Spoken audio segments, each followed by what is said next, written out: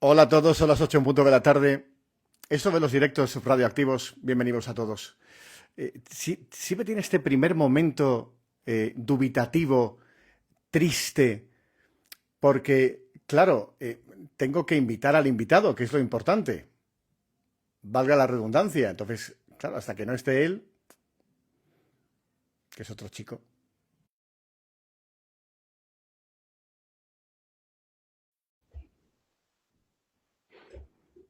Ya pone ahí chuleta de Osler Grande.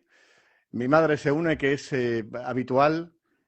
eh, y tenemos ¿La has hecho a propósito o cómo? No, no, yo, Dios me libre de manipular nada de lo que tienes en tu haber. Quizá tengas que darle entonces, Fernando, al botón de darle la vuelta a la cámara. Es posible, ¿eh? Hola, Hola, ¿qué tal? Fernando Rueda, señoras y señores. Oye, pero aparición estelar, ¿eh? sí, Pero esto lo da, detrás esto lo da. exactamente estoy enfocando. O sea que va al revés de como tendría que estar. Claro, pero debes tener en pantalla algún botón que ponga utilizar la cámara frontal. Sí, eso es lo que debería ser. Tú vete tocando, porque lo importante, este momento luego suele ser de oro, fíjate, hemos probado durante 15 minutos además, y que lo sepan los No, amigos no, pero radioactivistas, antes estaba así, correcto. pero le pasó exactamente igual a Bruno Cardeñosa. Entonces quiero pensar que en Onda Cero os dan un manual. No, en Onda Cero no dan manuales de nada. Eso lo tendrías que saber tú que estuviste ahí, ¿no? Yo quiero pensar, es una flecha, dice Daniel, es una flecha circular, maestro, es como el símbolo de retweet, ahí va. Gracias. Claro que sí. Ya estamos. ¡Guau! Senda correcta, estamos expectantes. Oye, qué calidad de imagen, qué maravilla. Bueno, Porque no solamente es la calidad, es el que está mi cara morena de haber estado de vacaciones y tal, y entonces pues yo creo que es, doy estupendamente. es necesario darle a Fernando Rueda gracias. No es una entrevista, aunque puse entrevista en alguna historia. No es una entrevista porque lo que nos pasa a periodistas que nos conocemos y nos queremos es que, me refiero a que nos queremos de los que compartimos cordero y vino, que es decir, de los que nos queremos hace muchos años y encima hay aprecio, es que no, si hay pregunta incisiva, por favor que sea de los espectadores que están viendo el directo, porque entonces tampoco va a ser esto almíbar, ¿no? Pero me apetece mucho estas entrevistas, estas conexiones, hacerlas con compañeros, porque hay mucha conexión en otros directos, mucha pregunta, mucha intervención de espectadores que pone muy en duda la profesión periodística. Entonces digo, espérate, si yo tengo, hombre, iba para maestro y acabó de periodista, pero es un maestro del periodismo, que dice, yo tengo a un Fernando Rueda, que dice, entonces, a mí Fernando Rueda, sin entrar en biografías, que ahora él hable y cuente que Fernando hable bien de él, yo conozco a Fernando durante la carrera en la Universidad de San Pablo de Madrid, yo soy alumno suyo, hace 1430 años, 31, se me van los años. Más o menos. En el siglo pasado y sin teléfono móvil, ¿vale? Que no sé cómo era el espionaje sin móvil en aquella época. Entonces, Fernando imparte una asignatura que luego ha marcado su carrera profesional, ya lo marcaba entonces, hasta su tesis doctoral, es decir, que es el periodismo de investigación. Entonces, como tengo mucha panda de energúmenos que dice en las redes sociales, en mis canales, que el periodismo no existe, digo, bueno, pues igual es matar el gato, pero tenéis delante ahora en vuestras pantallas, a los que sean, insisto, incrédulos, como ponéis Senda, es un gran profesional. Tenéis a un tipo que no solamente ha vivido el periodismo siempre, sino que además ha cubierto una información muy delicada, no solamente en lo que ha sido su vida profesional, que ahora hablamos de ella y de lo que le dé la gana, sino encima ahora en lo que vuelca en su literatura, de lo que vuelca en sus novelas, de lo que hace en sus libros, que ya van 20. 20 con el próximo, Dios de verdad. 20 No te, desde el 93 no, hasta ahora. Pero yo sí querría decir algo, y es que todo voy tuyo. a hacer una declaración pública que tú sí me has oído decir algunas veces, y es que el periodismo es la profesión más bonita del mundo. Uh -huh. Yo siento mucho que a veces nos encontremos con lo que nos encontramos, Yo soy muy crítico con el devenir en algunos aspectos de la profesión, ¿no? Yo me he criado para, que de alguna forma es lo que he enseñado o he intentado enseñar en la universidad, yo me he criado para que la gente, los periodistas, los estudiantes sean contadores de historias y que cuenten historias objetivas, sin implicarse en las partes. Nunca equidistantes, que es lo que a veces se puede criticar. Pero hay que contar historias y hay que acercárselas a la gente. Ese es nuestro trabajo.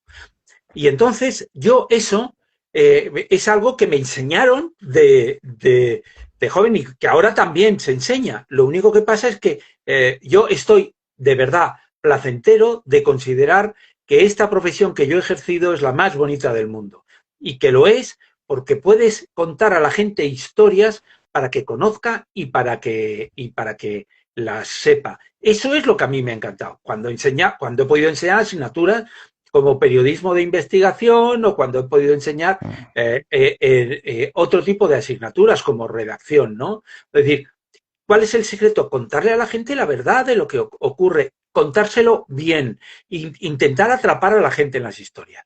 Y eso es lo que yo he hecho o he intentado hacer. He intentado hacer siempre y lo que hago ahora más dedicado con los libros.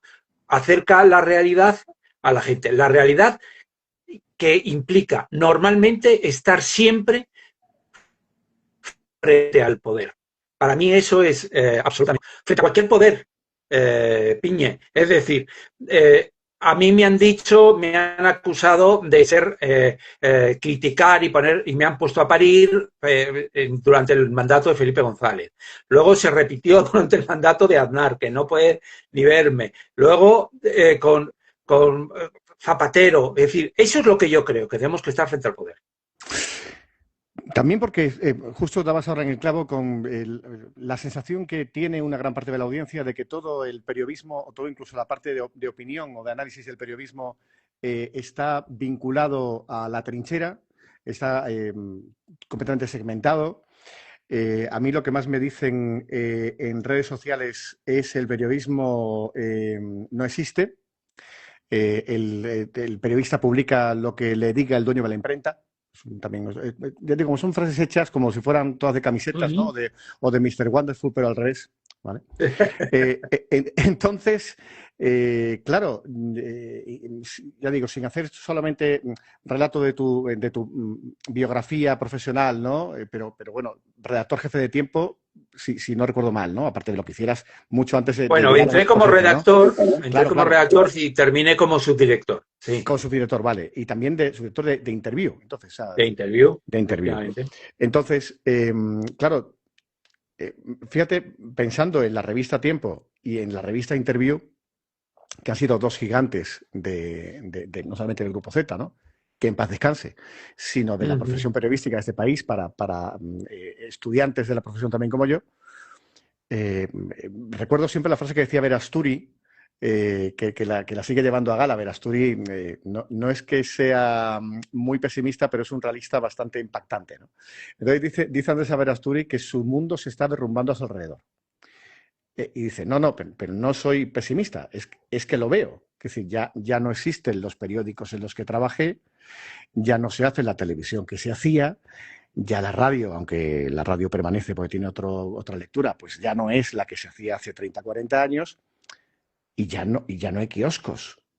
Es decir, ya a mí en Cádiz, cuando estoy veraneando, publicidad subliminal, a mí me cuesta mucho trabajo encontrar un domingo un kiosco abierto.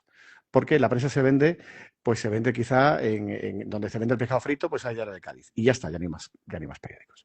Es decir, todo esto ha pegado un cambiazo a gran velocidad, pero justo ahora que estamos en estas velocidades de redes sociales, de Internet, de los verificadores de datos y tal, justo es lo que tú decías, es cuanta más falta hace que se contraste la información y que llegue la verdad al público, ¿no? O sea, en este momento de tanta inundación informativa, falta agua potable, falta gente oye, gente como tú, que tú estás, entre comillas, no retirado de la profesión, pero sí retirado de la vida mediática activa, ¿no? O sea, estás escribiendo Ujú. libros. Pero faltan prescriptores, ¿no? Que es un término también de estos tiempos, ¿no? Faltan referentes periodísticos que la gente se creía como independientes. Porque yo te llevo conociendo desde el año 96, si no recuerdo mal, Fernando. Entonces yo sé cómo piensas, sé cómo trabajas, creo que te conozco. Eh, hemos tenido más amistad cuantos más años han pasado, que también es curioso, ¿no? Pero yo no sabría decirte qué votas.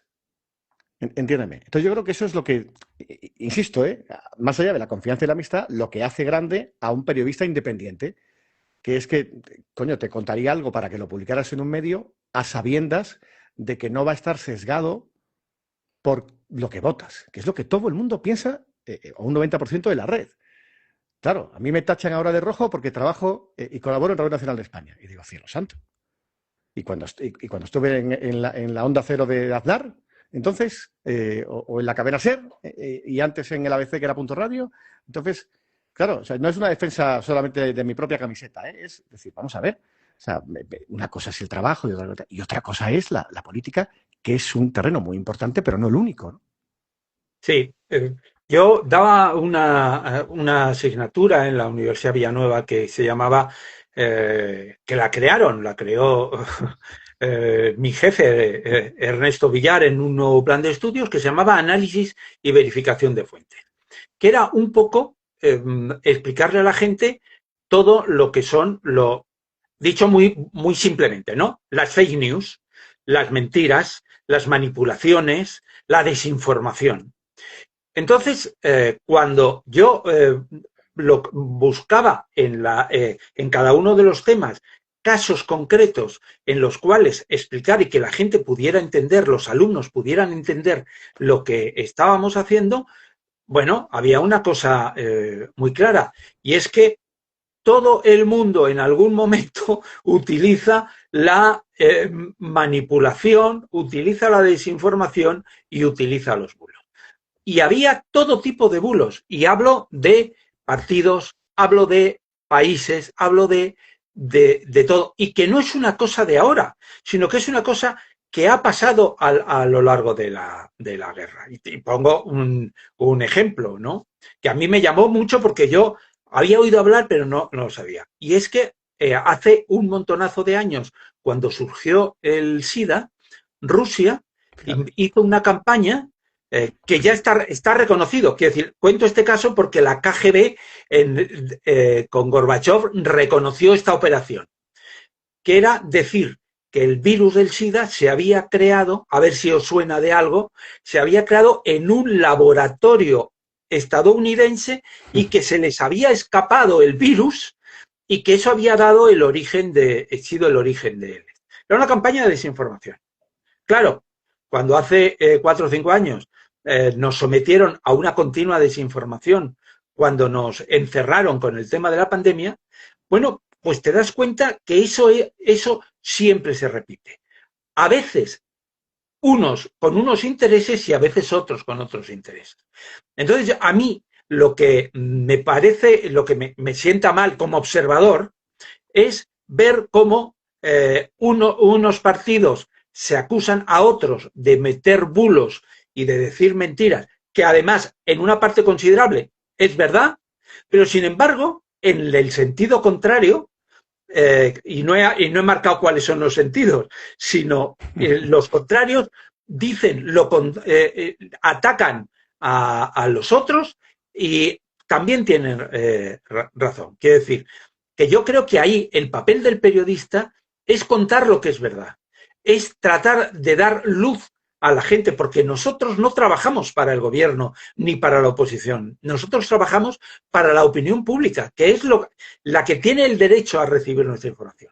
Y eso es lo que a mí a veces me pone un poco de los nervios, ¿no? El ver que la gente, Nunca te he sobre visto todo alterado, Fernando? Nunca te he visto en alterado, esas, en esas tertulias, que a veces esa gente se olvida solo opina, que están para opinar, que es cierto, pero que me gustaría también que dieran esa información y esa claridad. Bueno, hablamos un poco de tu trabajo experto en espionaje, ¿no? Que es como una etiqueta que te persigue. Entiendo que a gala, ¿no? Desde hace Pero me muchos encanta, años. sí, sí, Claro, sí, claro. sí, sí. Porque, de hecho, Carlos Bordas estaba por ahí en la pantalla hace un instante y decía que él es agente del CNI. Lo digo porque no sé si es cierto, si no es cierto, pero si fuera el caso y lo está contando porque lo haya sido, pues un abrazo, ¿no? Porque de esto hablamos, ¿no? Eh, eh, Fíjate lo que es trabajar contra el poder, ¿no? O temiendo lo que el poder puede hacer cuando publicas tu primer libro, tu primer gran libro, ¿no? Claro, llegas y besas el santo encima con el género, ¿no? Que es publicar La Casa en el año 93, si no Correcto. recuerdo mal, un libro que se pone en el top de ventas en poco tiempo y durante mucho tiempo en el superventas, que además que se te sitúa en el mapa, ¿no? Porque pues yo creo que por más que se conozca en el gremio a ciertos periodistas y ciertos nombres o cierto staff de ciertas revistas, pero al final, pues claro, las entrevistas, los sitios, ¿no? Y sobre todo la temática, ¿no? Hablar así del CSIC, ¿no? Hablar así de lo que es el espionaje en España, revelando cosas importantes. Ahí tú tienes 1000 detalles seguros, ¿no? Pero claro, de las cosas que has ido contando de ese libro más de una vez, me parece interesante claro, que la editorial cuando recibe el manuscrito, ¿no? Cuando tú das el tema y dices, ven adelante, ¿no? Y planteas lo que cuentas en ese libro, que te dicen, mira, todo esto no se puede publicar, o a ver qué puede hacer el gobierno con este libro. Mejor llevarlo en secreto por si acaso efectivamente hay algún tipo de problema a la hora de publicar. O sea que tú has estado siempre en ese alambre, ¿no? De que igual lo que contaras, primero, no te digo que te lo fueran a censurar, ¿no? A secuestrar una publicación, que no estamos en esas épocas ya, por fortuna, ¿no? Pero sí que te marcara y que te persiguiera constantemente como un contrapoder y encima peligroso, porque mira todo lo que ha contado de un lugar que se dedica a espiar informaciones y a contar secretos. Sí. Fue una experiencia, fue mi primera experiencia y yo la guardo con mucho, mucho cariño, ¿no? Yo recuerdo perfectamente, como si hubiera sido ayer, en el año 91, 92, cuando yo negocio el libro con temas de hoy, que Imelda Navajo me dice eso que tú has contado también, y yo escribo en secreto el libro. Eh, yo estoy un poco preocupado, Que he visto empieza preocupado. pareja y en secreto, secreto, o sea, qué decir. ¿Sabes qué pasa? Que en casa ya están acostumbrados a que yo no hablo nada. Quiero decir, en casa yo voy a determinadas reuniones en las que yo sé que el personaje con el que voy a hablar es un personaje muy importante y que no puede saberse que nos hemos reunido, Ok, y yo me he dejado el teléfono en casa.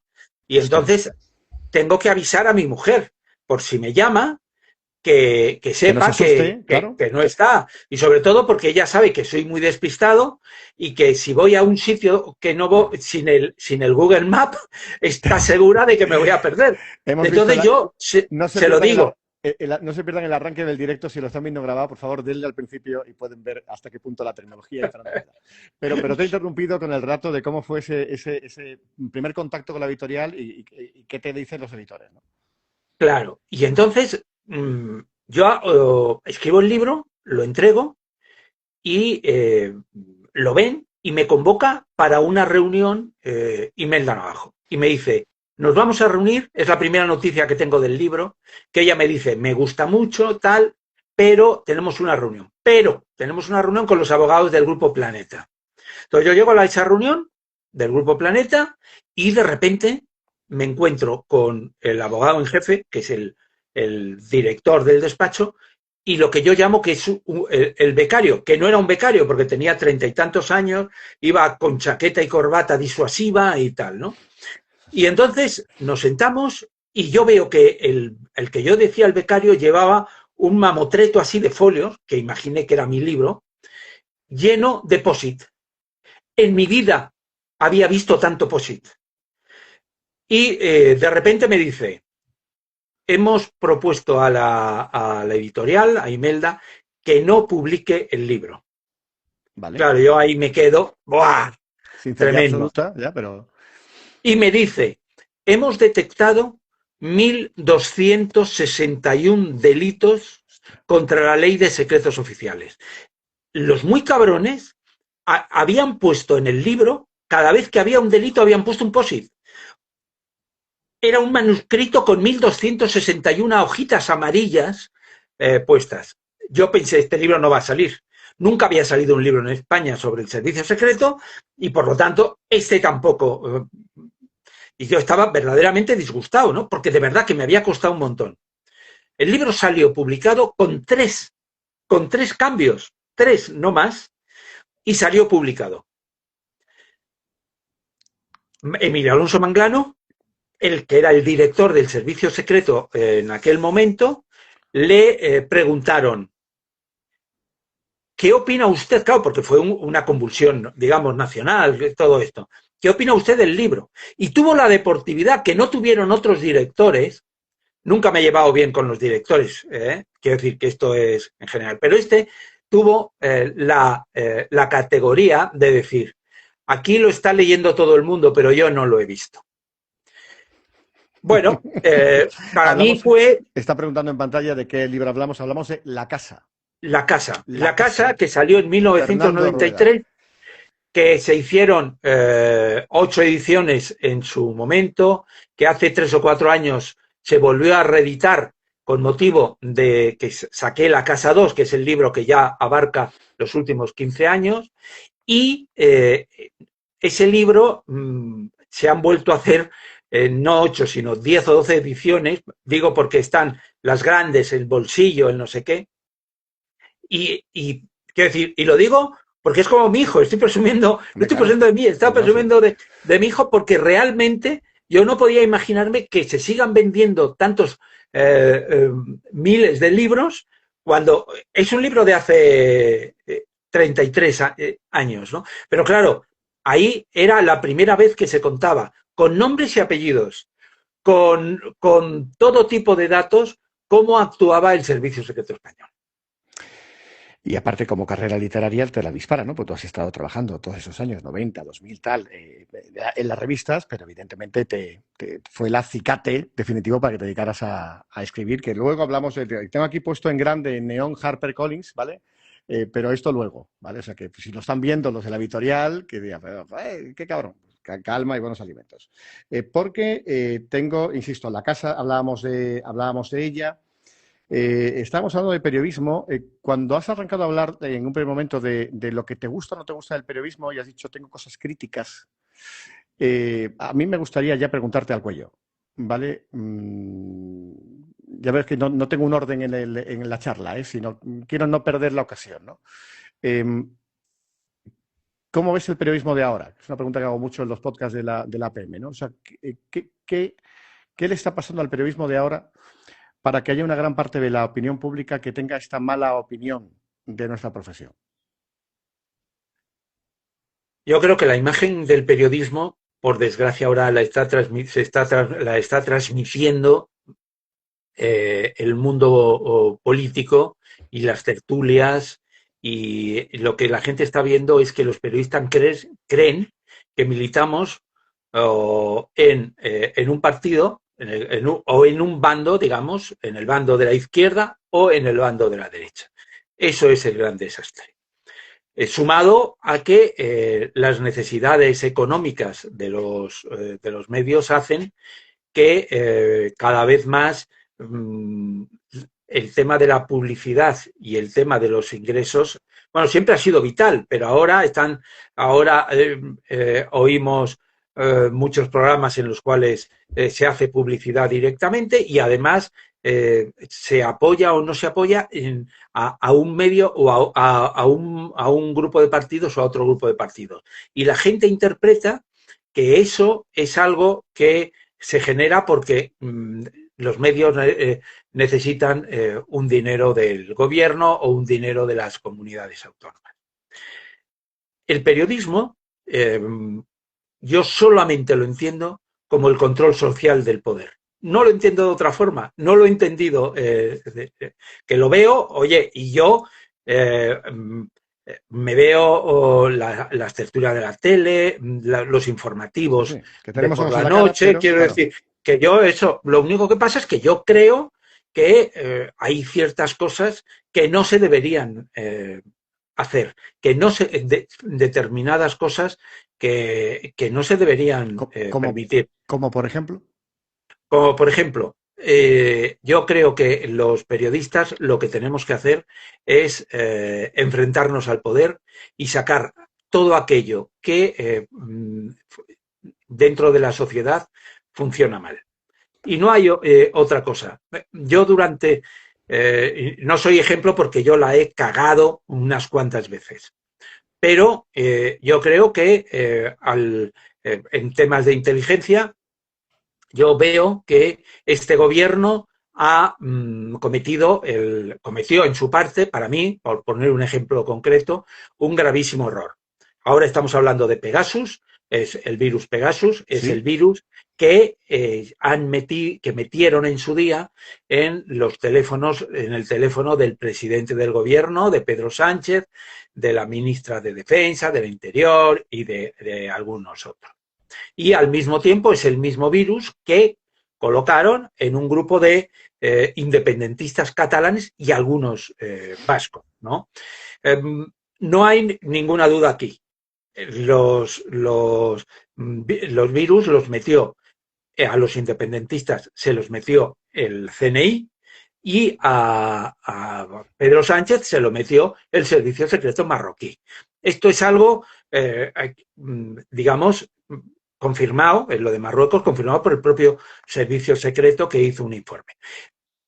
Eso es la información. Eso es contar lo que pasó y por qué se ha hecho. Y llega un momento en que el CNI tuvo que ir al Parlamento y decir, pedimos unas autorizaciones y el magistrado del Supremo nos las entregó y mostraron a los diputados esas autorizaciones firmadas por el Supremo. Hasta ahí está la información. Luego entra otra cosa, y es que Paz Esteban, la directora del Servicio Secreto, fue cesada por no haber evitado el espionaje a los miembros del gobierno. Bueno, eso es lo que nos dicen. Yo, desde mi punto de vista, creo que el deber del periodista es ejercer el control de las actuaciones del gobierno o de los poderosos. Y digo los poderosos, como puede ser un banco, como puede ser una comunidad autónoma, quiero decir, todas esas cosas. Esa decisión del cese no fue una decisión, digamos, que desde mi punto de vista se pudiera aceptar, porque el cese fue motivado porque había que cortar la cabeza a alguien, porque es lo que pedía los independentistas. Fue un poco víctima, bueno, perdón, sí, porque por ahí se hiciera la investigación, ¿no? Y el espionaje a los independentistas. Pero en el caso de los cargos del gobierno investigados, o sea, espiados por el virus en el móvil, es prácticamente víctima el CNI, ¿no? De lo que pasa, que realmente no promotor, ¿no? O hay otra mano negra, que si lo ponemos así. No, quiero decir, el problema es un problema legal. En el caso de los independentistas, ellos, y a lo mejor esto cuesta decirlo, pero hay que decir que antes de todo el referéndum ilegal que llevaron a cabo, sí, y posteriormente, ahí es muy duro, pero lo voy a decir. Una de las misiones del servicio secreto es evitar ese tipo de cosas, pero no cuando se ha producido un delito, porque el servicio secreto no actúa porque se haya producido un delito. Ahí actúa la policía y la Guardia Civil. La Guardia Civil dice, se ha producido un delito, sí, investigamos. O, cuidado, que estos están hablando para traer droga, y han hablado, y entonces piden una orden judicial y los persiguen, los intervienen en sus teléfonos y tal. El CNI hace una cosa previa, y pero el CNI y todos los servicios secretos, que luego te puede gustar más o menos, pero es como funcionan. Y como funcionan puede haber una posibilidad de delito en el futuro, ahí nosotros tenemos que estar informados. Y entonces meten a agentes o intervienen teléfonos cuando consideran que eso se produce. Esto a mí muchas veces no me gusta, porque claro, es un tema discrecional. Pero eso es lo que pasa. Entonces, no puedes cesar a una directora del CNI, Paz Esteban, por hacer lo que es su trabajo, que es investigar un tema, pedir autorizaciones, porque te voy a recordar una cosa que la gente no lo recordará posiblemente, ¿no? En 1998, creo que fue, se descubrió que en la sede de Batasuna, en Vitoria, estaba llena de micrófonos. Hostia. Y estaba llena de micrófonos a la antigua, porque no existía lo de ahora, porque llamaban continuamente y se oían ruidizos. Y entonces llamaron a la compañía telefónica, fue un funcionario y descubrió que sí, claro, ¿no? y que además si seguía los cables, Piñe, seguían los cables y iban al piso de arriba. Iban al piso de arriba. Y entonces pidieron una orden judicial para ir al piso de arriba. El que estaba, con perdón, pero era más o menos así, cambiando las cintas, se enteró tarde de todo esto y tuvo que salir corriendo para que no le pillaran. Pero claro, subieron al piso de arriba e identificaron que era el CNI el que estaba espiando a Batasuna. ¿Qué pasa en aquel momento? Que eran un partido legal. Con lo cual, lo que estaban haciendo era absolutamente ilegal y no había nadie que lo hubiera autorizado. De ahí, ¿sabes qué salió? Que el servicio secreto, con tantos apoyos y tantas cosas, inicialmente se procesó al director en ese momento, que era Javier Calderón, al anterior, que era Emilio Alonso Manglano, a un montón de gente. Al único que condenaron fue al que cambiaba la cinta, que salió corriendo. Fíjate. Que le pusieron 2 años de cárcel. Pero les habían pillado. Que era el currito. Que era el que cambiaba las cintas. Era el mandado, ya ves tú. El mandado. Sin embargo, a los directores que lo habían encargado no les pasó nada. Nada. Sin embargo, y esto fue ilegal totalmente. Y además contra un partido político legal. Por mucho que haya gente que pueda decir, oye, es que para investigar a ETA, no me cabe duda, que para investigar a ETA había que hacer. Vale, pero es ilegal eso. Sin embargo, esto lo han hecho absolutamente legal, con órdenes y tal, y se cargan a Paz Esteban. Eso es lo que yo creo que es lo que, de alguna forma, es el trabajo de los periodistas.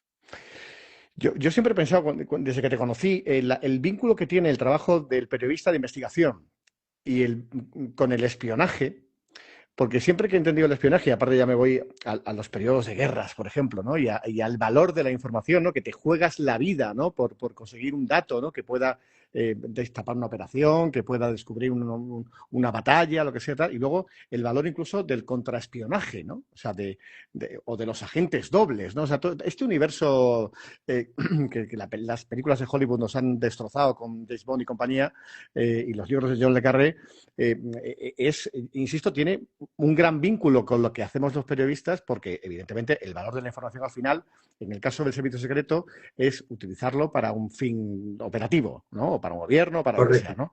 En el caso de nosotros, el fin último es que la verdad sea revelada. Es que la opinión pública sepa lo que pasa. ¿Vale? De hecho, lo que acabas de hacer, que es decir, todo este operativo del CNI con respecto a los independentistas es algo secreto, se descubre tal y cae un carro y todo el rollo, y evidentemente es la opinión pública la que tiene que saber, bueno, pues que se hizo, que de hecho he dicho la palabra opinión pública queriendo, tendrá su opinión sobre lo que ha pasado. Igual le parece está bien, pero existen unas normas, unas reglas, tenemos unos códigos, las leyes, como dicen los episodios de Bluey, que estoy cansado de verlos porque mi hija está enganchada, las leyes hacen el juego divertido. Entonces, las leyes hacen el juego para que evidentemente no te las pases, para que esto sea un marco en el que todos tenemos que jugar. Así que yo, insisto, tampoco puede ser que el espía, que el servicio secreto, que la gente trabaje solamente al servicio del poder porque lo manden unos políticos. Quiero pensar que el buen espía trabaja para que el fin último sea realizado, ¿vale? Y el que sea, insisto, el conocer el dato, el destapar al malo, el destapar la operación, lo que sea. Pero no porque le venga bien o le venga mal al PSOE, o le venga bien o le venga mal al PP. Es decir, o sea, no, quiero pensar, mátame mi buenismo, en que no todo el CNI, o no todo en su día el CSIT, o no todo la agencia, ¿no? La casa, trabaja solo al servicio del gobierno. ¿Eso es así? Yo, según te escuchaba hablar, me acordaba de Donald Trump. Donald Trump ha llegado, no, digo, gracias por la parte que me toca. no, Donald Trump ha llegado en este mandato y ya ha empezado a hacer lo que él quería desde el primer día. Nombró a un director de la CIA que era de los suyos, y ese director de la CIA se dedicó a cargarse a todos los que estaban en la puerta de arriba, en la parte de arriba, y a hacerles a los nuevos una serie de preguntas. Entre ellas, si habían votado o no habían votado a Donald Trump. Lo han reconocido, ¿eh? Esto no es una cosa así. Es decir, ellos han creado una CIA que haga exactamente lo que quiere el presidente. Y lo dicen no por... no lo ocultan. Madre es decir, mía. ellos quieren hacer eso. Históricamente aquí se ha dicho algo que es lo que tú piensas y es lo que yo pienso, ¿no? Que además es muy importante, que es que el servicio secreto funciona al nivel de Estado, no de gobierno, y que además es bueno que funcione de una forma independiente porque tiene que informar al gobierno no lo que el gobierno quiere escuchar, sino la verdad.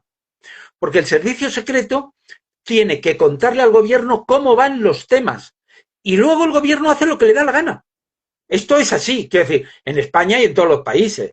El gobierno puede, el servicio secreto puede informar de que en Marruecos están conspirando para dar, imagínate que no es verdad, para atacar tu querido Cádiz.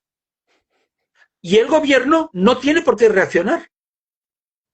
El gobierno no tiene por qué hacer nada. Lee su informe y ya está.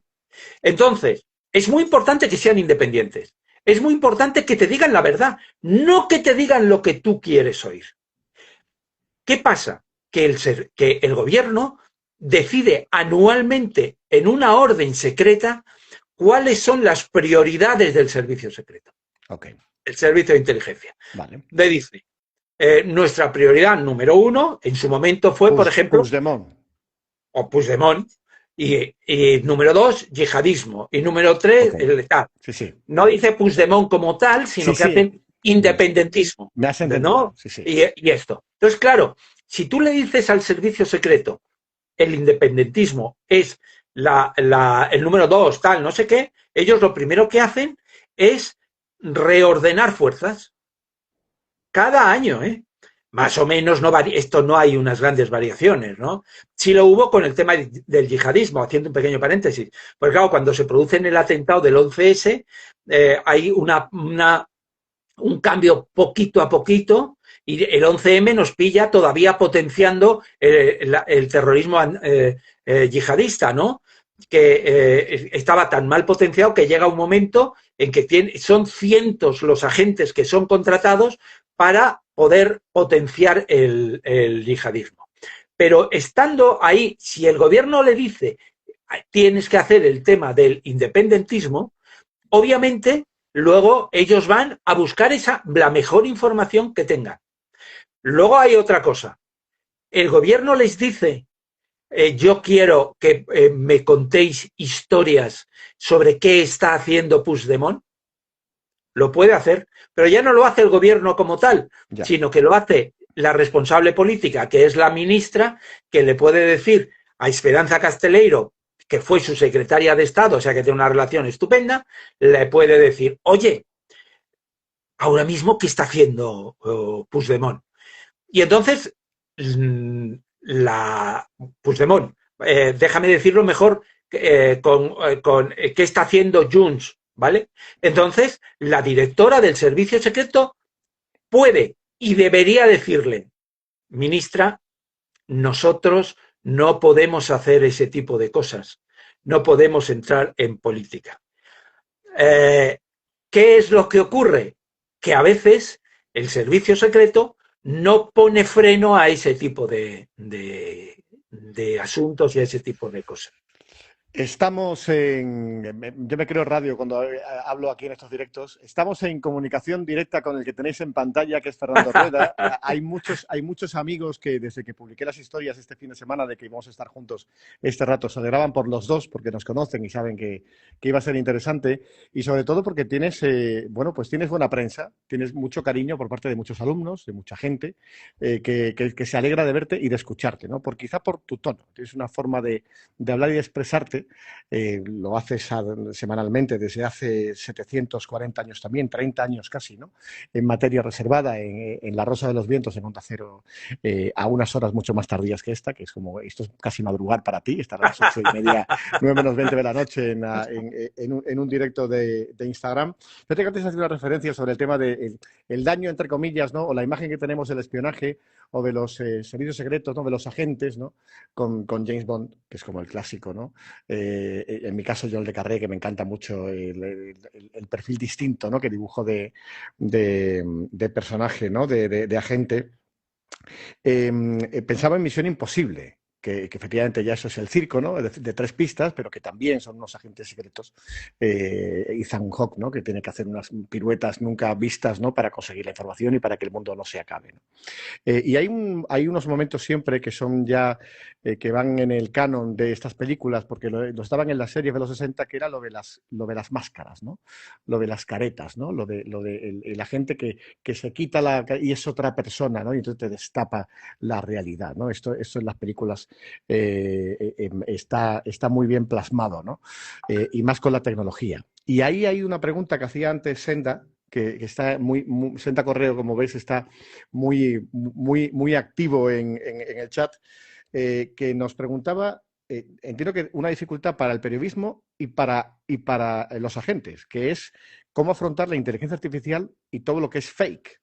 Porque, claro, ya no solamente estamos ante el reto de conseguir la información, sino de que la información que te pasan no esté perfectamente prefabricada y te la cuelen. Porque la inteligencia artificial y todo lo que supone la fabricación de imágenes y de sonidos ha llegado a unos extremos que entiendo que hay un departamento tecnológico en la casa y en el resto de sitios de inteligencia que debe ser brutal, ¿no? Se habla mucho de las granjas de bots en Rusia. O sea, hay siempre un imaginario colectivo de que la siguiente guerra quizás sea cibernética. O sea, estamos ante el reto de lo digital, de la pantalla. ¿Quién nos iba a decir a ti y a mí hace 30 años que nos conocimos que acabaríamos en un directo, en una red social que se podría ver en todo el mundo, porque luego esto lo publicaré en Spotify, en YouTube y demás para que lo quiera escuchar luego grabado? O sea, que hayamos llegado a esto, ¿no? A esto, al sometimiento de lo digital, ¿no?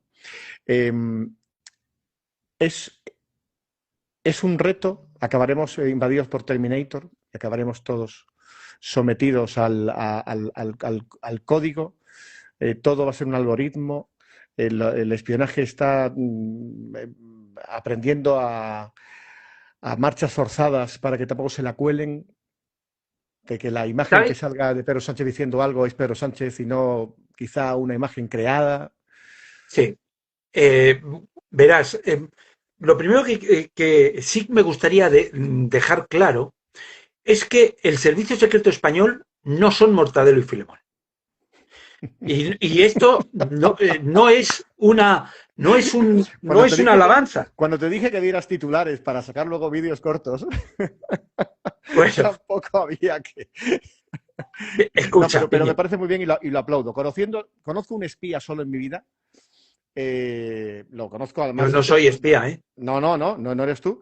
Le conozco por una amiga. Ha trabajado mucho en Afganistán. Y claro, no le reconocí por la calle por cómo iba ya preparado, porque a las pocas semanas iba a Afganistán a estar metido dentro de una historia para. Estaba totalmente transformado, pero no solamente el gesto, la imagen, lo bronceado, la barba, era como cielo santo. Ya se ha mimetizado con el ambiente Claro, al que va a ir, ¿no? O sea, que poca broma con el trabajo de espía, quiero decir, ¿no? O sea, que no. claro. Pero sobre todo, ¿sabes qué pasa? Como vamos a hablar de parte tecnológica, por eso lo decía. Y además te digo, que yo esto lo comento, a los espías les encanta que pienses que son muy malos, ¿eh? Porque eso rebaja las expectativas. Dice, bueno, estos no hacen nada. No, todo lo contrario. Técnicamente, y te voy a poner un ejemplo, hace 20 años, cerca de 20 años, cuando se acabó con ETA, la Guardia Civil hizo un trabajo impresionante, la policía, pero al final el CNI utilizó una cosa que se llama división técnica. El Servicio Secreto tiene el Centro Criptológico Nacional, que es el que nos protege de los ataques, y luego tiene escondida en la unidad operativa una división técnica que es la que hace los ataques. De esta división técnica no se habla nada. La que hace los ataques. Claro, es que aunque nos parezca que nosotros lo único que se habla es que nos atacan, atacamos, hombre, Dios. Claro. Vale, y vale. atacamos Sí, nunca lo pensé.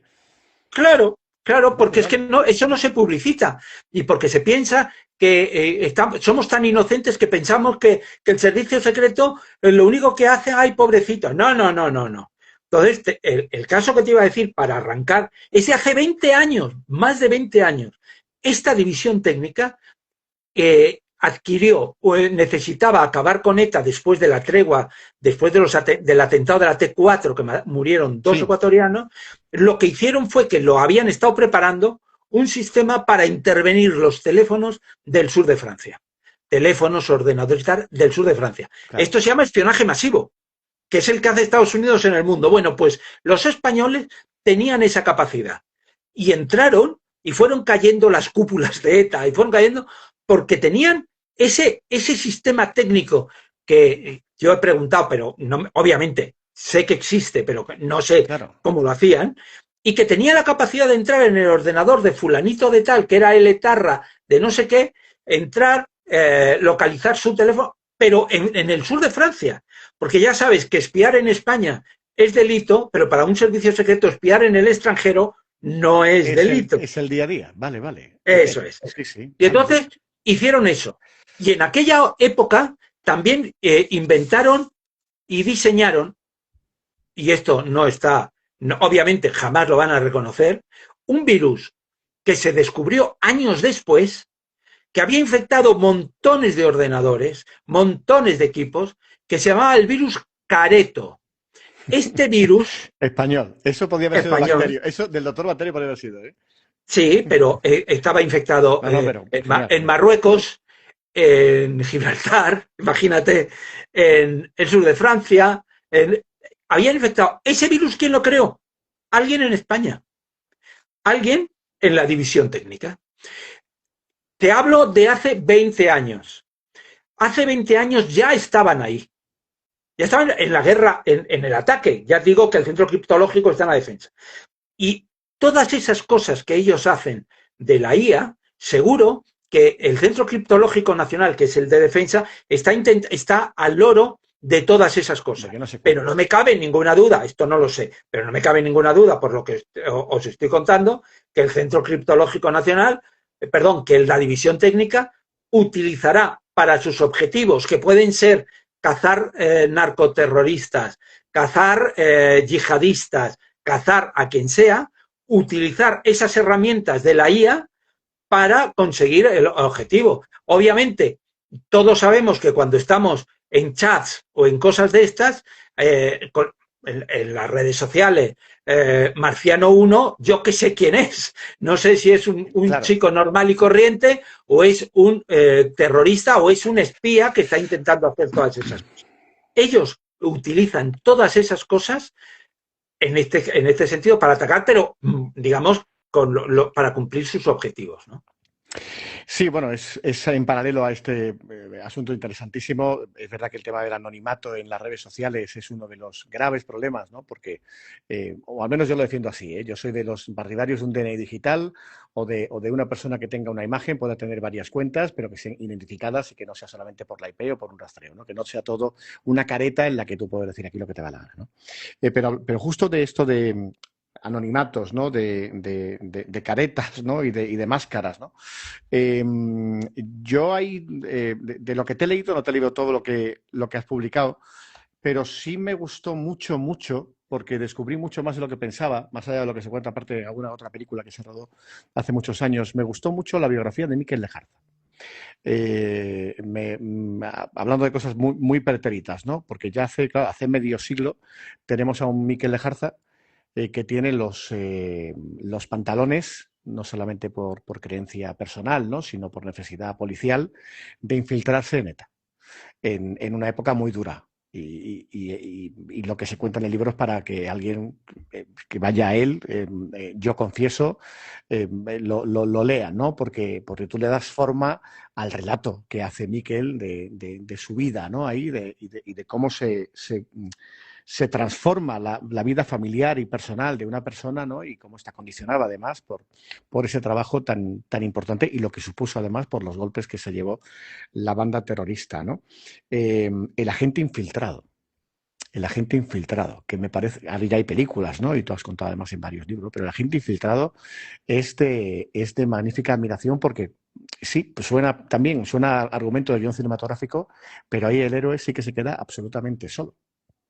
Ahí nadie te Sí, va a, pero ahí nadie te va a decir, salvo en un caso extremo final, este está con nosotros. O sea, tú estás ahí, claro. sabes lo que estás haciendo, pero Fíjate que en mi anterior libro, en Líneas Rojas, sí. yo quise hacer un homenaje a los infiltrados. Y entonces los junté en una historia que la base era cierta, pero que luego era ficción, pero pensando en una serie de infiltrados.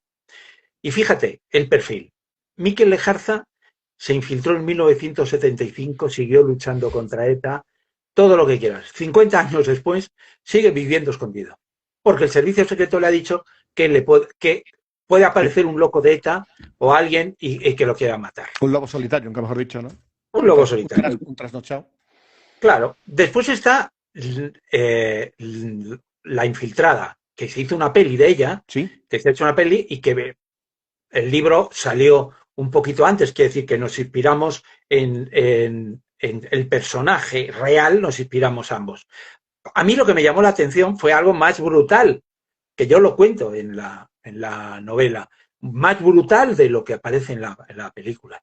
Y es alguien que se relaciona con un comando terrorista, está un año viviendo con ellos, con dos terroristas, y los dos eh, no digo que se enamoran, se prendan de ella, los Ujú. dos. Y yo pensaba, un policía que lo da todo, un policía que lo que más puede odiar son terroristas que matan a la gente y tuvo que estar conviviendo íntimamente con ellos, con los dos durante un año. Y yo pensaba, en aquel momento, seguro que ni se lo pensó, estaba haciendo su trabajo. Pero me imaginaba cuando la destinaron unos meses después a Andorra, que la sacaron de España, y ella pudiera hacer la desconexión, se debió dar cuenta de una mochila que tenía llena de piedras y estoy seguro que no ha podido superar esas piedras. No lo sé, ¿eh? Porque está en la clandestinidad. O Lobo Azul, que se infiltró en la extrema derecha en los años 80, ¿no? Cuando le descubrieron, le habían prometido todo tipo de cosas, no te preocupes, has dejado la Guardia Civil, nosotros te vamos a dar un trabajo, bueno, te podremos montar un taller de reparación para que trabajes para el servicio, algo, ¿no? Cuando acaba todo, una vez que lo ha hecho, sí, sí, es buenísimo, pero lo dejan tirado en la calle. Fíjate. Es, por eso, y el infiltrado es imprescindible. No puedes entrar en mafias de cualquier tipo, mafia de corrupción, de terrorismo, tal, no sé qué, si no tienes a alguien dentro que sepa cómo funciona.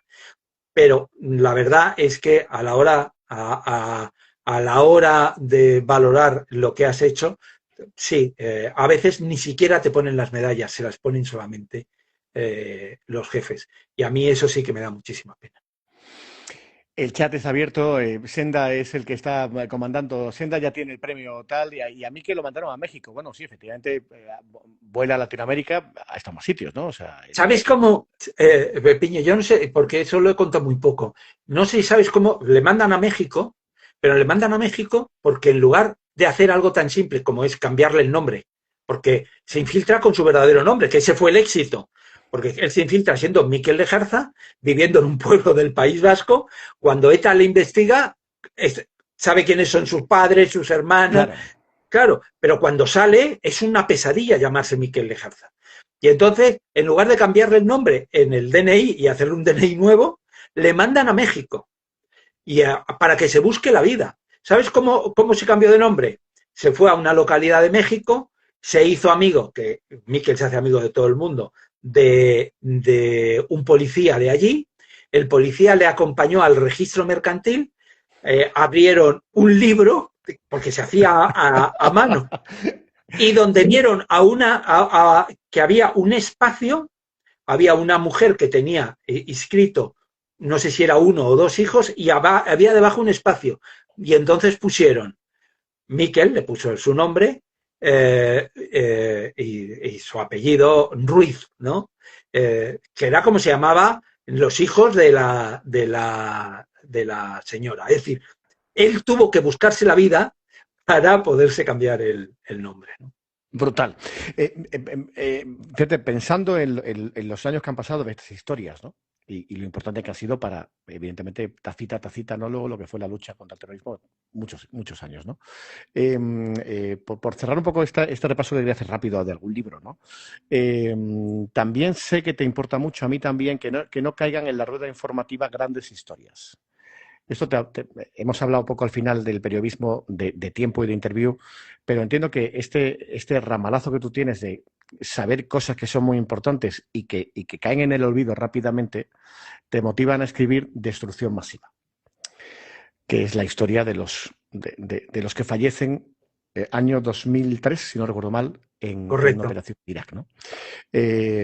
Yo no digo más, que decir, solamente la historia efectivamente tiene que poner en su sitio a los grandes hombres y mujeres de este país que se juegan literalmente la vida y que la pierden por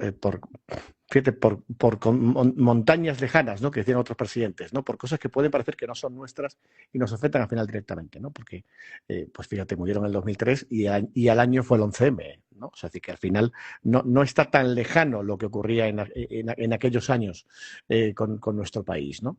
Entiendo que ese pellizco es el que te motiva a escribir ese libro, ¿no?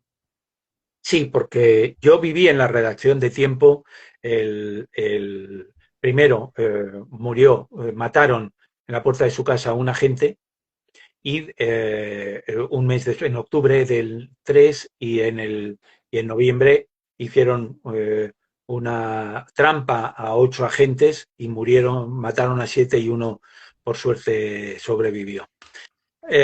Yo viví esa historia y yo no me la podía creer. Yo creo que esto es periodismo. Quiero decir, el periodismo es que tú estás en una historia de la que sabes y que te das cuenta que hay algo que no funciona, hay algo que no se ha explicado, hay algo que la gente no sabe. Y tú mismo te haces las preguntas y dices, yo quiero contar esta historia, pero ¿por qué nos están engañando? Es decir, esto es el comienzo de una investigación. Hay algo que alguien trata de ocultar. Aquí estaba claro, estaban tratando de ocultar los graves errores que tuvo el servicio secreto. Gravísimos errores. Entonces, yo pasaban los años, iba investigando y cada año les hacía un homenaje, en un momento en el cual no se hablaba tanto de ellos. Quiero decir que cuando yo publico el libro, no ha habido un homenaje a los espías. Pero fíjate, yo lo iba a publicar con el motivo del 10º aniversario. Y entonces en el 10º aniversario, que a mí me habían ya liquidado, ya no estaba en interview y tal. Profesionalmente, ¿no? Profesionalmente me habían echado y estaba ahí y dije, con motivo del 10º aniversario, ¿qué voy a hacer? Cogí el coche y me fui a hablar con los familiares. Yo lloro en las películas, en todas, incluso las mismas películas que ves, mi mujer y mis hijos me miran y dicen, porque ya saben el momento en el que lloro. Es decir, yo me emociono, pero contándome la vida de sus hijos, contándome la vida de sus amigos, contándome la vida de sus hermanos, yo Es que era imposible, es que era un drama con vida humana, uno que quería tener un hijo y que quería volver para poder tener un hijo, otro que el padre que estaba malo y que había venido 2 días y que había estado ocupándose día y noche de su padre, yo qué sé, eran historias. Y entonces yo dije, yo tengo que contar estas historias, tengo que decir quiénes son estas personas. Y escribí Destrucción Masiva. ¿Qué es lo que pasa?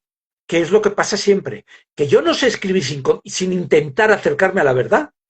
¿Y qué generó eso? Que generó, bueno, que la gente, yo creo, estoy encantado de ese libro, pero en el gobierno, en el servicio secreto, se llevaron un enorme disgusto. Porque claro, yo contaba lo que pasaba. Yo contaba que había que el jefe de la misión, que lo iban a sacar de ahí, había pedido irse de jefe al País Vasco y le habían mandado irse de subalterno. Y entonces él estaba indignado. Después de todo lo que había hecho, de lo que estaba haciendo en Irak, ¿cómo se podían portar el servicio con él? Así de mal. Claro, yo esa historia dije, yo la tengo que contar porque esto es lo que refleja la realidad de las cosas. Esto es lo que no sale muchas veces en las películas o no sale en la serie. La realidad de los sentimientos. Y que el servicio cometió un grave error porque no estaban preparados para una guerra. Que es que les disparaban con un lanzamisiles o lo que fuera, que les disparaban, y ellos tenían unas pistolas. Por favor, esto es gravísimo. No pudieron defenderse.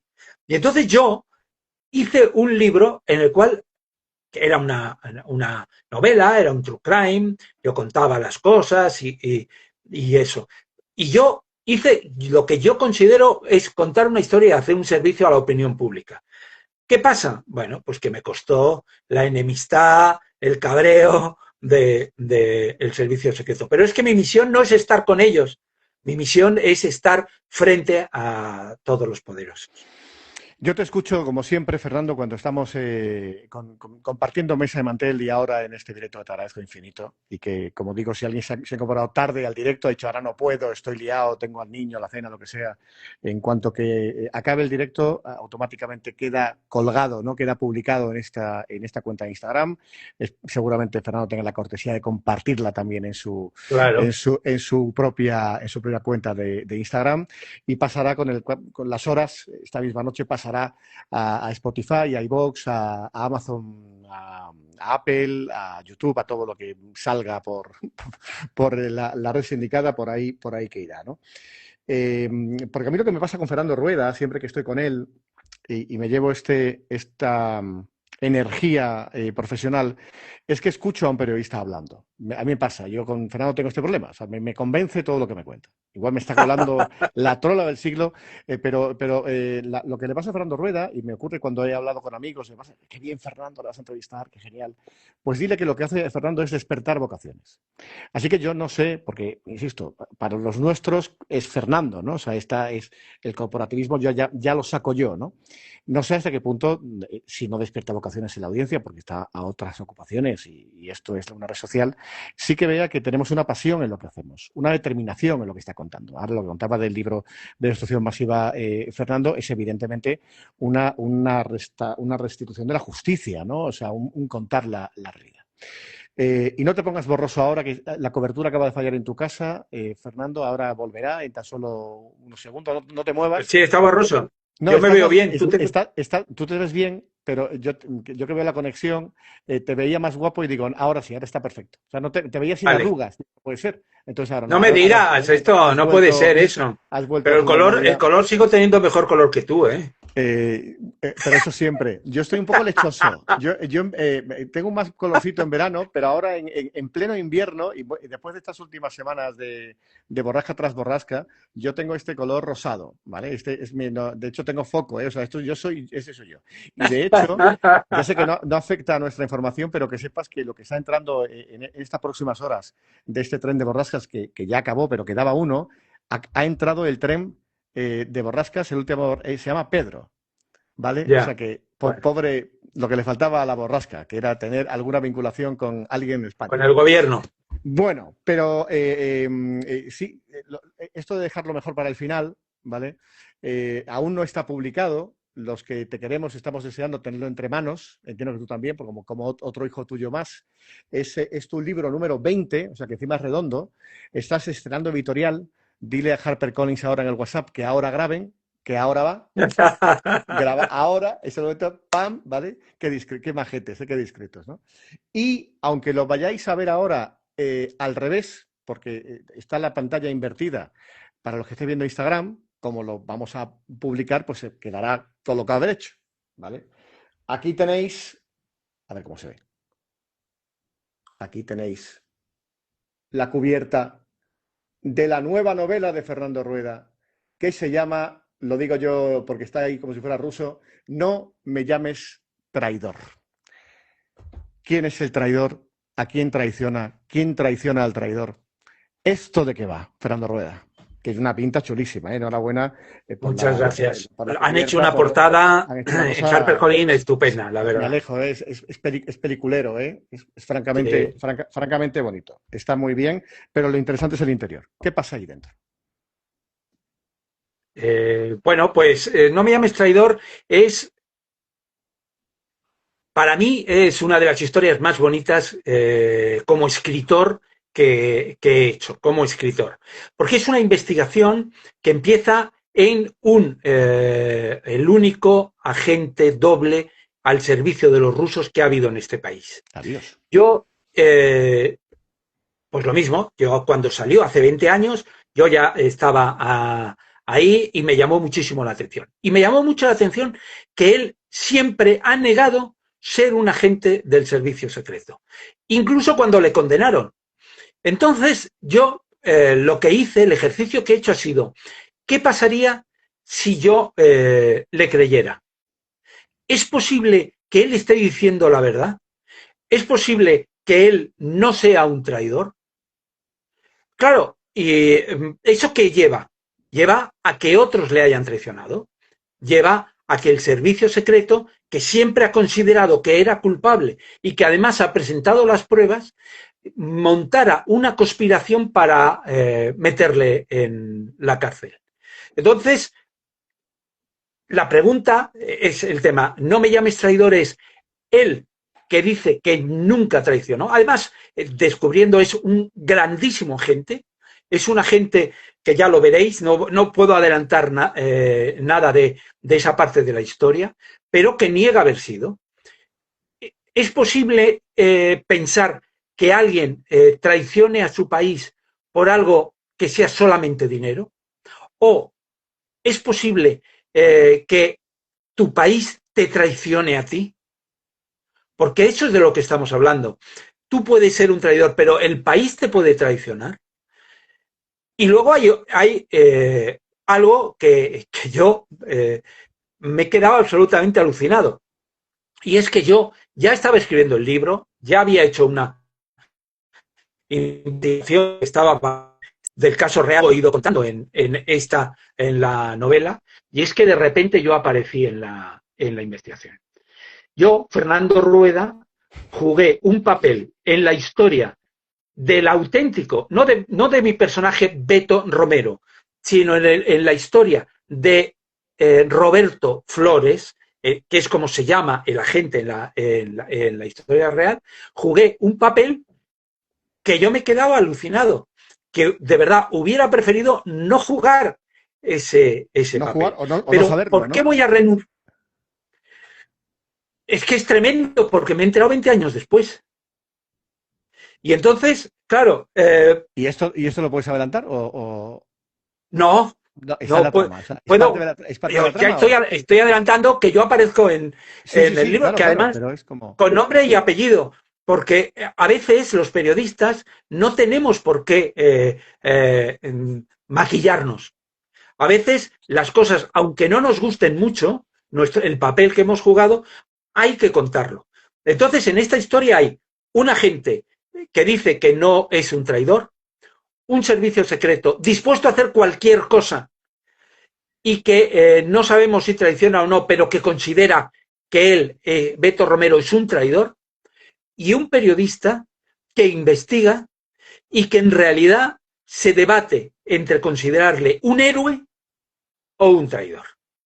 Esa es la historia, una historia, ya te digo, yo estoy absolutamente encantado y deseando que salga y que la gente la pueda oír. Pero ¿sabes una cosa que me ha pasado? Que no me había pasado nunca. Que no entendía a mis personajes. Cuando estaba escribiendo, de verdad te lo digo, es extraño, pero claro, yo estaba intentando basarme en cómo se actuarían ellos en situaciones y Beto Romero, pero también la gente del servicio secreto, los compañeros y tal, y yo no entendía nada. Es decir, ¿se puede traicionar a los amigos? ¿Se puede traicionar a tu país y no sentir nada o sentir mucho? ¿Qué es lo lógico? Yo no lo sabía. ¿Puedes llegar a manipular tanto como para cambiar el resultado de una investigación para que te sea favorable?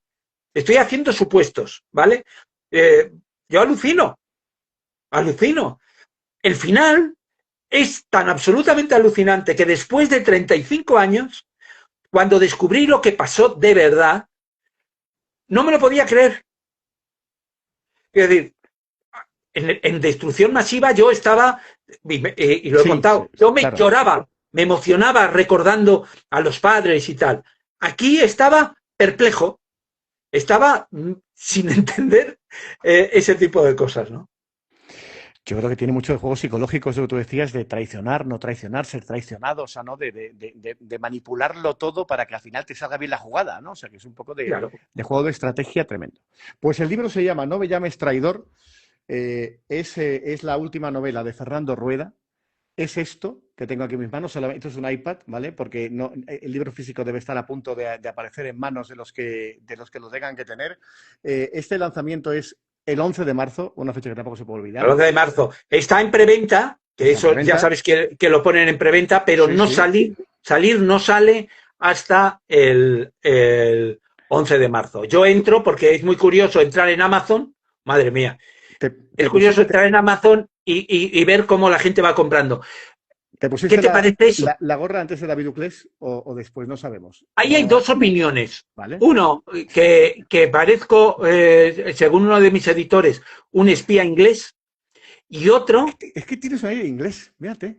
Claro. Y otro, es que esa gorra me la compró mi mujer en pues un beso. Muy bien en Edimburgo. Muy estilosa. Otra cosa es la percha. Pero la gorra pero también es de esa serie de mafiosos de la película, ¿cómo se llama? Los Blindy Rainer, eso, ¿cómo se llama? Peaky Blinders. Peaky Blinders. Gran serie, ¿eh? Gran serie. Sí, que van todos con esa gorra. Que de hecho pues hay cambiado la imagen completamente. Y te iba a decir, bueno, 11 de marzo está en preventa, No me llames traidor, HarperCollins, está hecho, esto me recuerdo a Broncano, o sea, ya está hecho, ya hemos hecho la promoción, que era lo importante además, que es la noticia, ¿no? Que tú estás ya moviendo.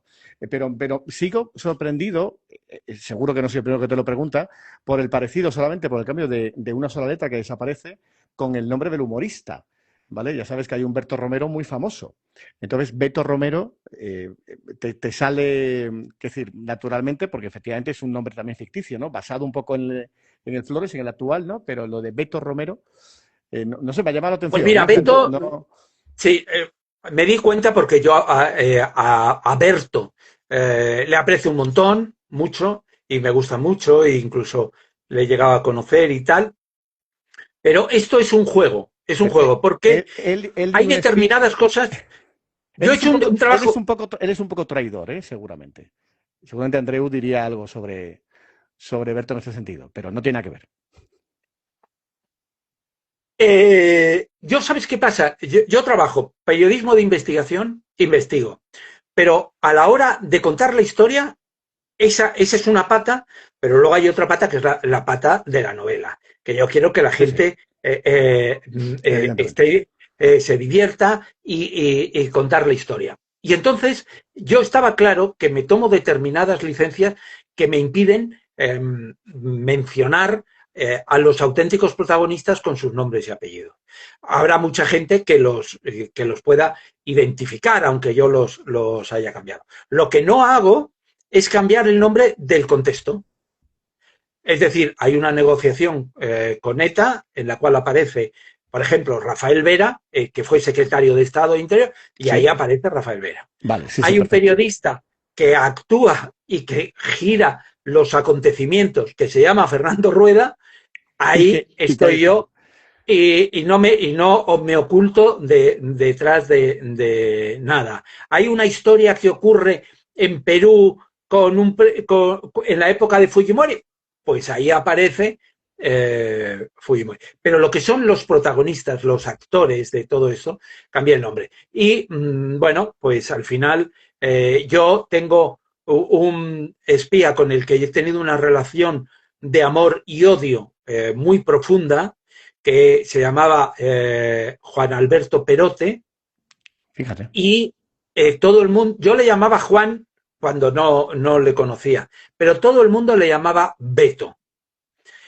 Y entonces yo quería de alguna forma, aunque no tiene nada que ver, ¿no? Con esta Pero de historia, alguna forma sí, son sí, esos homenajes que tú haces sí, sí. llamaba Alberto Perote y yo le puse Beto, bueno, pues porque, bueno, pues Que ya sí, sabes que a veces homenaje personal. Licencia de esos, autor, sí, libertad de autor. claro. Dice Noelia, que se llama Nofega en Instagram, se me van a ir acumulando tus libros, Fernando, pero esperaré a que salga este último. Tiene título de película también, No me llames traidor. Es verdad que el título te ha quedado redondo, sobre todo me gusta mucho, como decías antes, hace un par de minutos, este juego psicológico, este juego mental que hace el personaje y que le pueden hacer a él de que todo sea una traición o hasta dónde puede llevar una traición para conseguir el objetivo, ¿no? De la misión o de todo, ¿no? Esto me parece ¿Sabes? que le Aquí da una vuelta, flota, ¿eh? te voy a decir otra cosa, aquí flota una, pero no porque yo lo haya dicho, sino porque flota en la realidad una película que se llama Juego de Espías, que no, Spy Game, ¿no? Sí, es un Protagonizada Robert Redford, por ¿no? Robert Brad Redford Pitt. y Brad Pitt y tal. Y ahí hay una frase que dice que a mí me resume también el libro, que es, nunca creas que tú juegas el juego, es el juego el que juega contigo. Esta, Sí, sí. en algún momento hay gente que cree en el mundo del espionaje que lo controla todo. El problema es que al final eh, siempre hay alguien que te controla a ti, siempre hay alguien que te manipula, siempre hay una conspiración que tú crees que puedes controlar, que tú puedes guiar y al final no puedes hacerlo. Siempre cuando me preguntan cosas a mí, perdón por el momento vanidad, me dicen, oye, tal, ahora que estás en las redes y que está muy bien y tal, y el periodismo y tal, y tú, Que la tú eres un radio, rey de las redes. tu pedrada de, bueno, ya quisiera, Eso está pero, pero, demostrado pero muchas con gracias. tus... Entonces, siempre cuento que es verdad que yo empecé en la radio en el colegio, con 13 años, era casi un juego, una cosa extraescolar, que luego me metí en la radio del pueblo y me gustaba mucho la comunicación, hice radio con mi padre, que se metió conmigo y que fue así, ¿no? Primero llegué ¿Que yo y eres luego... hijo adoptivo? No, eres hijo No, privilegiado. muchas gracias. Creo que sí, tuve la suerte de tener los mejores padres. Entonces, bueno, de tener, mi madre está ahí viendo esto. No, digo hijo Eh, adoptivo de tu pueblo, no bueno, de... no, todavía no soy hijo adoptivo, pero bueno, el día que me Eres traigan hijo a casa, yo privilegiado. soy pregonero de fiestas y de Pregonero, bueno, homenajes ya, bueno. o sea que Pues muchas eso, hijo gracias. privilegiado. Pero decía en serio que primero fue la radio, la locución radiofónica, el juego de poner música, una cosa mucho más adolescente, ¿no? Juvenil. Sí. Y entonces siempre cuento que entonces llegué a Madrid a hacer la carrera de periodismo y entonces fue donde me encuentro con la profesión y con ser periodista. Y que entonces yo ya he volcado mi vida profesional a los informativos de radio y no a los programas, sino a hacer música y a otros géneros muy loables, pero que no eran lo mío porque quería ser periodista. Ajá. Entonces, tengo que decir en voz alta que cuando digo que quería ser periodista porque hice periodismo en el CEU, es por ti.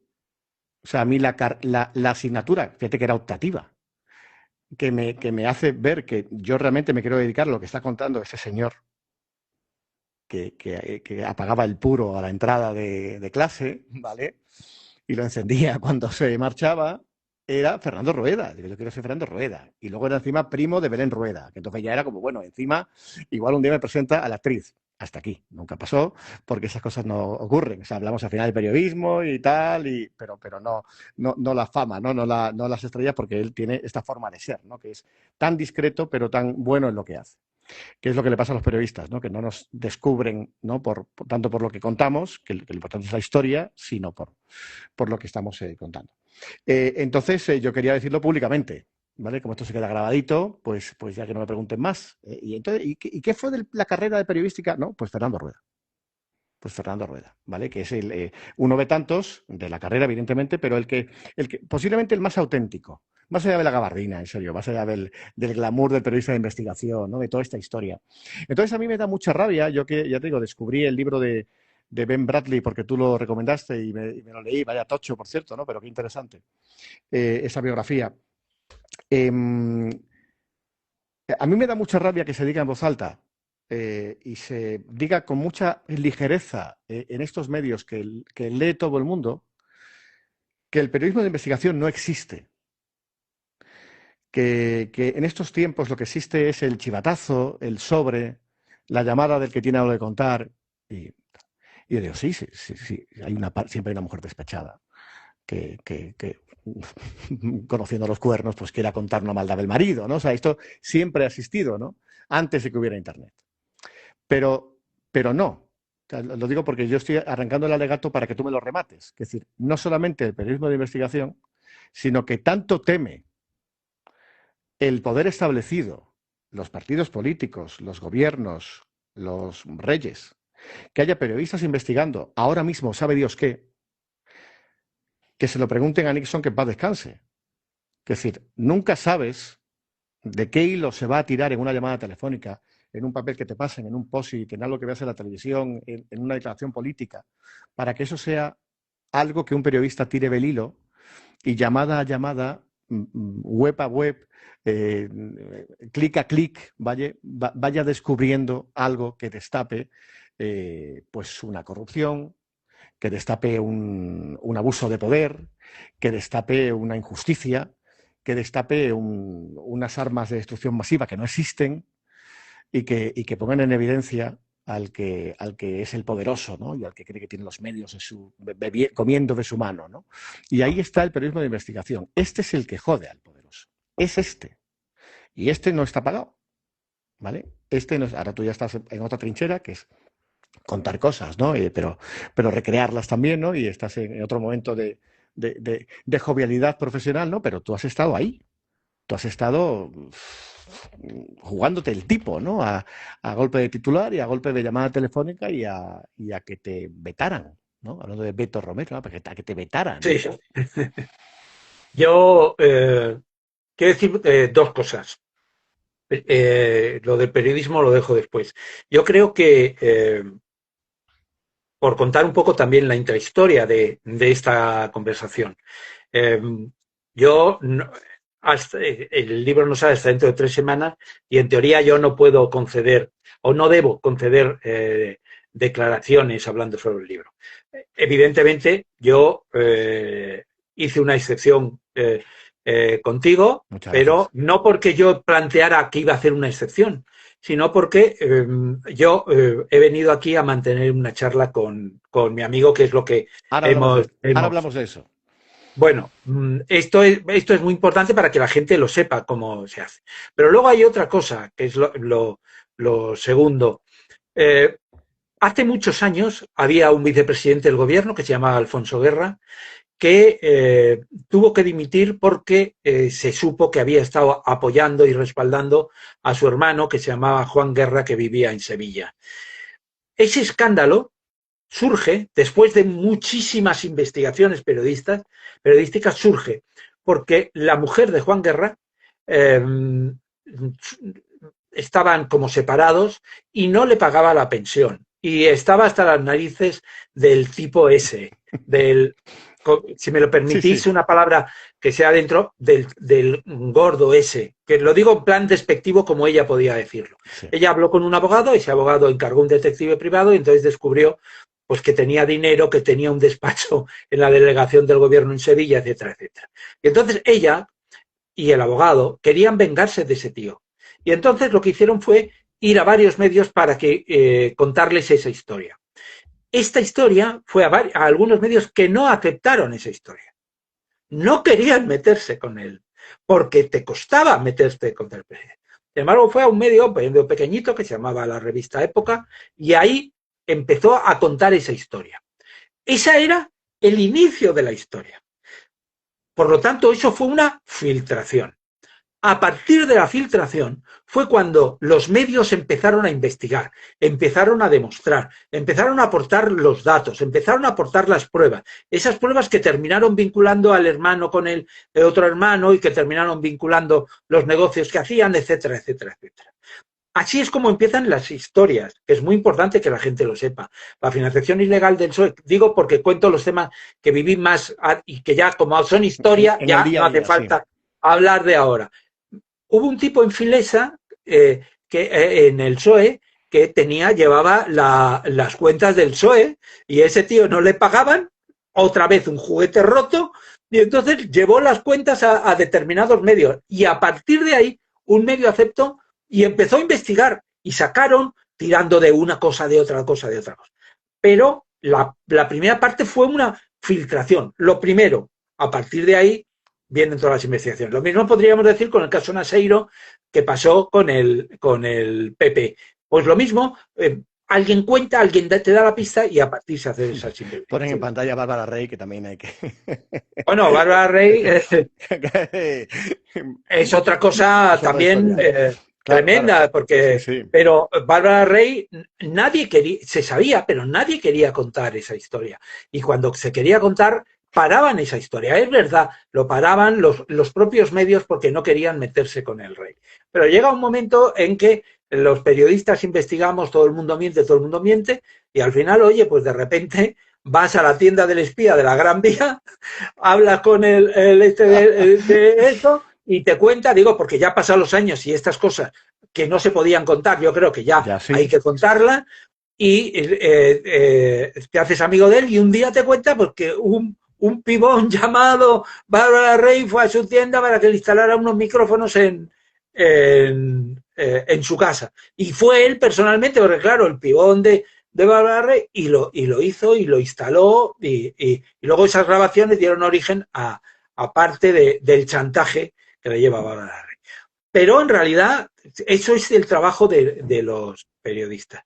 Y por lo tanto, eso es en lo que yo y tú creemos que es en el periodista que investiga y que publica lo que sabe y que no tiene nada que ver con ni políticas ni con nada. Bueno, en efecto, para que HarperCollins Ibérica lo sepa y lo sepa toda la audiencia, ¿vale? Yo le propongo hace un par de meses a Fernando Rueda que en vista de la cortesía de estas plataformas y también de la audiencia de ir compartiendo cada vez más y mejor en lo que he ido publicando en redes, no quería que fuera solamente mi voz, sino ir incorporando a mis referentes, ¿no? ¿Qué referentes tienes? ¿No? Digo, pues mira, son mucho más cercanos, son de hecho amigos, están a tiro de agenda, se vienen a cumpleaños, que es decir, ya son amigos, ¿no? Entonces, pues mira, pues Fernando Rueda.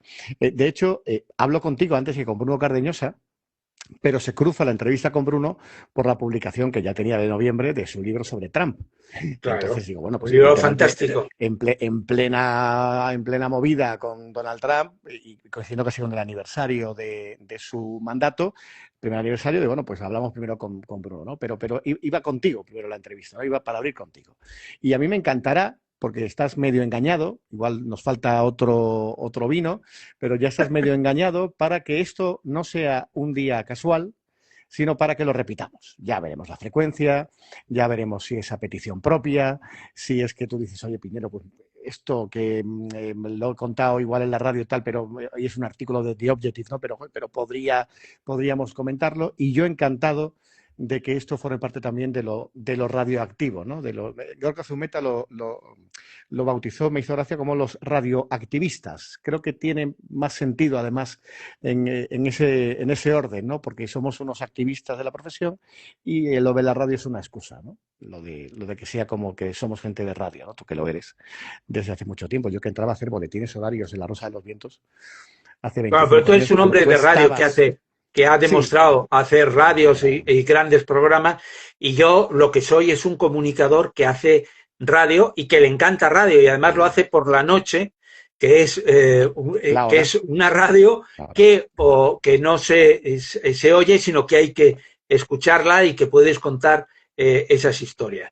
Pero yo hoy te digo, con lo que me he quedado con las ganas es de poder entrar al trapo y que lo podemos hacer después de que salga el libro, sí. Poder entrar al trapo y hablar de la traición y hablar de las mentiras sí, y bajarlo a la tierra con los casos. Quiero decir, que este mundo del espionaje muchas veces, y yo cuento muchas historias, ya lo sabes, de aventuras y tal, ¿no? Pero a veces nos afectan todas esas cosas muchísimo. Y a mí, además, me gusta comunicar contigo porque estoy absolutamente a gusto, porque digo lo que me da la gana, tú también, y entonces hombre, esto es mucho más relajado que en otras entrevistas, ¿no? Ya podemos, y aparte ya te digo que no ha habido mucho colmillo por parte del chat y por mi parte, pues, sí, encantado, ¿no? Vuelvo a enseñarlo solamente un segundo, porque he tenido una idea feliz. Sin el permiso de la editorial, sin el permiso de Fernando Rueda, ¿vale? Este va a ser el primer título de un modesto, pequeño y profesional club de lectura.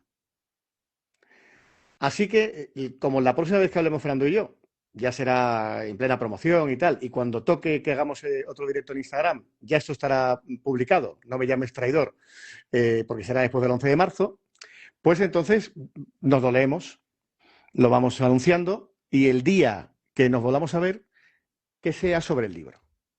¿Vale? Muy bien, fenomenal. Y ya la traición, y lo que salga, y la historia, y demás, y nos lo empapamos, ¿no? Pero así también no queda en que yo te pregunte, sino me encanta, sabes que lo hago con los vídeos que publico, ¿no? Y en este caso me encanta la participación de la audiencia. Así que queda grabadito también para los que ahora, cuando se cuelgue este directo, que es ya, pues lo tengan en su agenda, que lo haremos y se publicará convenientemente. Y contestaré encantado a las preguntas ahí sí en concreto de por qué haces esta cosa, cabronazo y tal, ¿no? Pues solamente te diré también, ya que estamos cerrando, que el jamón de HarperCollins aún no me llegó. Vale, hablaré con la editorial que no me lo explique. No, espero que lo estén viendo los canallas. ¿Qué tienen que hacer? Leer libros. Que decir, vamos a ver, o sea, son las 9:30 de la noche de un martes, o sea, ya pueden estar pendientes de un autor, ¿vale? Que le van a publicar el libro. Fernando, se te quiere mucho, ¿vale? Se te quiere por todo. Yo también a ti, ya lo sabes. Toda la corte de espectadores, seguro que te descubre mucho aficionado a este canal gracias a este directo y a esta grabación. Sabes que haré reels y que haré algún corte de esta conversación, ha sido muy interesante. Y que sea el prólogo, ¿no? Que sea la primera de muchas, ¿no? Y que hagamos ronda, ¿no? Que hagamos piña. Yo creo que aparte, claro que sí. Si gente como tú, si amigos como tú, nos unimos un día y hacemos un pequeño evento en algún lugar, pues tendrá más sentido que nos quieran conocer. Porque a mí me quiere conocer alguno ya y tomar algo, yo encantado, pero hombre, si está un Fernando Rueda y hacemos esto en directo, pues está, y si hay encima alcohol de por medio, pues mucho más interesante que esto es un agua del canal Isabel II, o sea que tampoco tiene mayor historia. Rueda, muchas gracias, amigo. Mucho papel vendido te deseo, ¿vale? Que te lo conozcan muy bien, que las distribuidoras son traicioneras, pero que seguro que HarperCollins se lo está peleando como Dios. Eso espero. Que si encima el boca a oreja funciona, que también es lo más importante de un libro, y se convierte en serie o en película, te quiero ver en ese papel de periodista que aparece por ahí, porque te quiero ver, porque va a ser un Hitchcock que aparecerá en ese plano, ¿vale? Y mucha suerte. Mucha suerte, porque salud tienes, o sea que por el balanceado que me llevas, cabrón, mucha suerte con este No me llames traidor, ¿vale? Muchas gracias y nada, y ya queda pactado para después del libro lo repetimos y todo el mundo ya lo sabéis. Ya, de hecho, hasta cuando acabe promoción, que no se enfade HarperCollins. No, antes. Ni Harper ni Collins. Collins es más malaje, ¿no? Pero Harper es más bajo, que nadie se enfade, ¿no? Fernando, muchas gracias por el Muchas gracias. Se te quiere. Y a todos los que estáis ahí, también, muchas gracias. Un fuerte abrazo. Venga, otro fuerte. Chao. Lo dicho, serán más entrevistas muy pronto. Esta, si no la cago publicándolo, automáticamente queda el directo publicado en Instagram. y lo tenéis en las próximas horas editadito y perfecto en el resto de plataformas, empezando por Spotify y por YouTube, canal al que también os podéis suscribir, evidentemente. Fernando, cuídate. Gracias. Venga, gracias. Salud y Chao. suerte a todos. Chao. Chao a todos.